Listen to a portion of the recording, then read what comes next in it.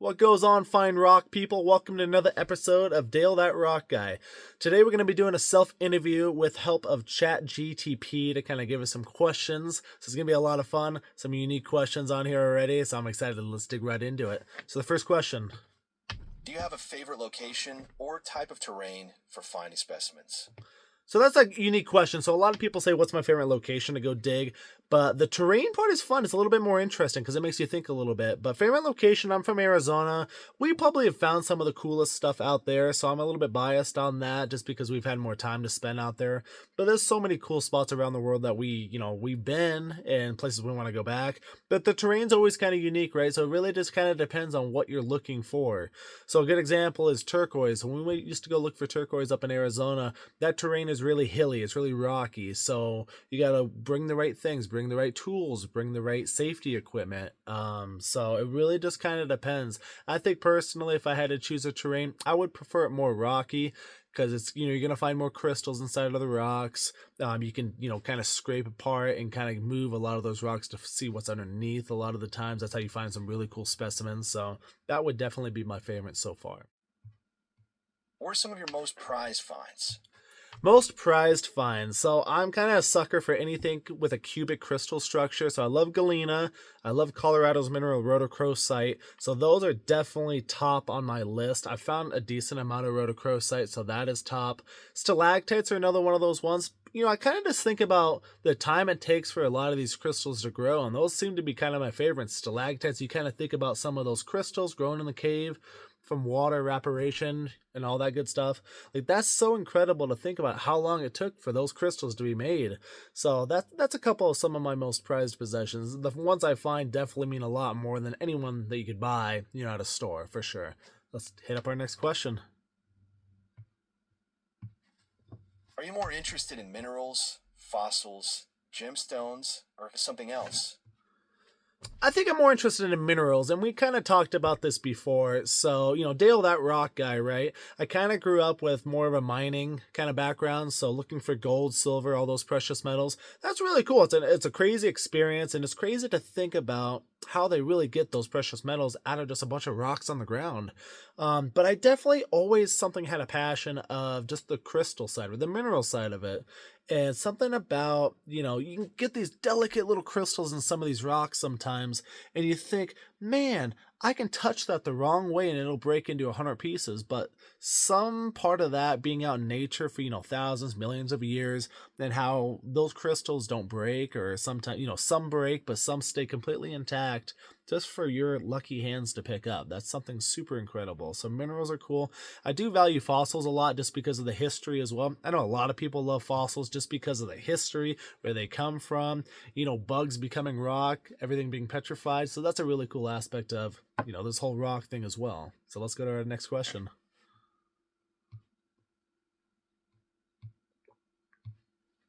What is the Mohs scale and why is it useful? The Mohs scale. So that's what I always like to talk to people about, the Mohs scale. So the scale of hardness, right, for different rocks. So you kind of start from 1 to 10, 10 obviously being the diamond, but it kind of just works its way down. And it's really one of the best identification methods you can use for what you have.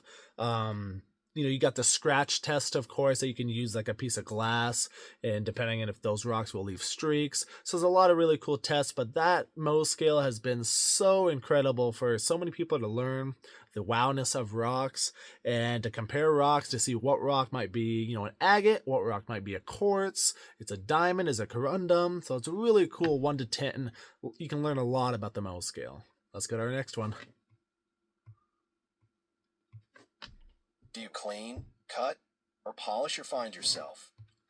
I'd like to as much as I possibly can. So, as you know, like the Sawbelly agate from Creede, Colorado, that stuff is insane to polish and insane to cut. It just looks really neat.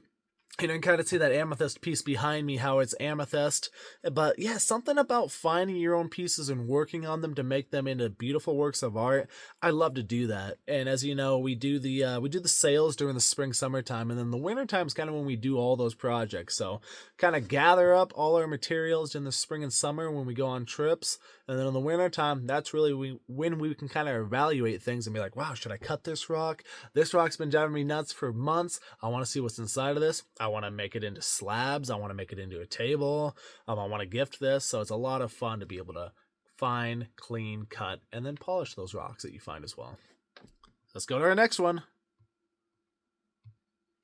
What tools or gear do you always bring with you? So some tools that I always bring with me: rock hammer. I like to bring a small shovel, is nice, but a lot of just kind of different options. Basically chisels, screwdrivers. That's always nice. And one of the funniest kind of overrated or underrated ones, if you will, is toilet paper. Because toilet paper, when you got to go out hiking, sometimes you just got to go when you got to go. But it's also nice for wrapping up minerals too. So not even getting a complete big roll, but sometimes just having a couple sheets of that toilet paper towel works great too. That's one of the coolest tools that I've been able to like save my precious rocks without them crushing, like we, kind of expressed earlier on how crazy it is, how delicate some of those crystals are. You definitely want to preserve them. So hammer, sledgehammer is nice if you can. You get pickaxes as well, but really I just need a hammer, water, and then some wrapping materials to kind of wrap my goodies to take home. Let's get our next one. How do you research new spots or identify what you found? So research new spots. So a lot of people that come into my sales always ask, where do you go? How do you know where to go? How do you know what to look for? So we kind of did that video last week, and that kind of showed us out in Parker looking for that petrified wood, kind of what to train the eye for, right? But like, how do you get to that spot? How do you know you're not just walking in a random spot and you're going to find anything? Well, sometimes that's half the battle. Sometimes you're not going to find anything. But the research that I do usually just kind of, if I'm going out for a specific reason, if I'm just solely going out to go look for the mineral galena, then I kind of do my research. I know, well, galena is going to be around pyrite. It's a lead-based mineral, so you're going to get pyrite. You're going to get that sulfur smell.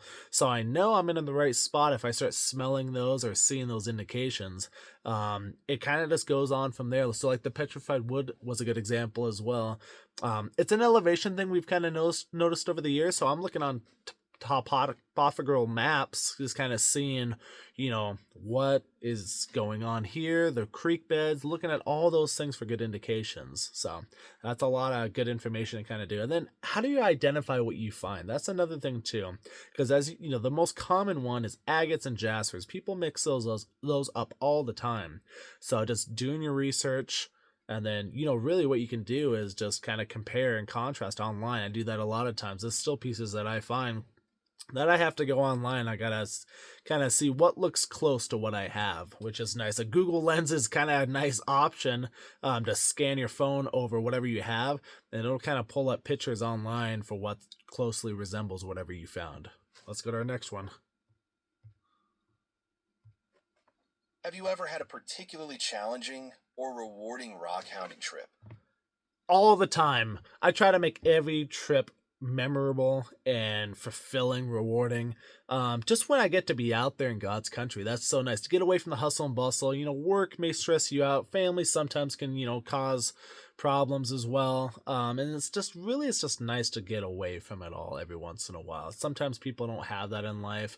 You got to kind of work out your frustrations, but basically rewarding trip is anytime I can go out, anytime I'm healthy enough to go out. Anytime, I can take friends or family out, that's awesome. But, when you're finding stuff, that's always fun too. But you don't always have to find stuff. Sometimes the beauty is in the trip. The beauty is in the exploration of what you might find. It's the ultimate treasure hunt.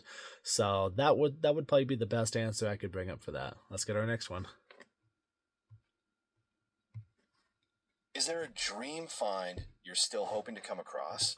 There's always a dream find, or the piece of the day. I've kind of stopped thinking what the dream find will be. Of course, there's always dream finds. Like, I would love to find diamonds, in Arkansas, or I would love to go to, Morocco to go dig fossils, or I would love to go to Brazil to dig amethyst. So there's always those spots, and those might come, but really it's dream find you're willing to come for. It's just like the piece of the day. Like people that go out rock hunting with me, they know, like, you find that one rock during the day, during the hour, however much time you have to go out, where you're just like, whoa, it's kind of like the whoa factor. It really is.